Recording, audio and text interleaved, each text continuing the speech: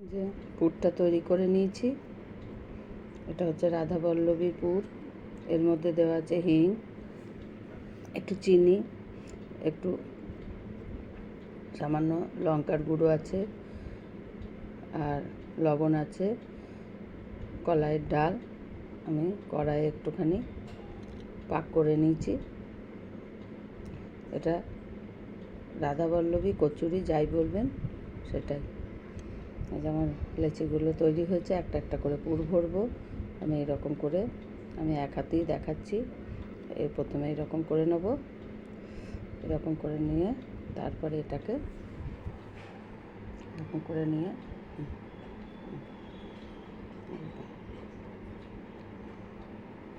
এমন করে করতে হবে যাতে এরকম করে মুড়িয়ে দেওয়া যাবে, একদম বেরিয়ে যাবে না।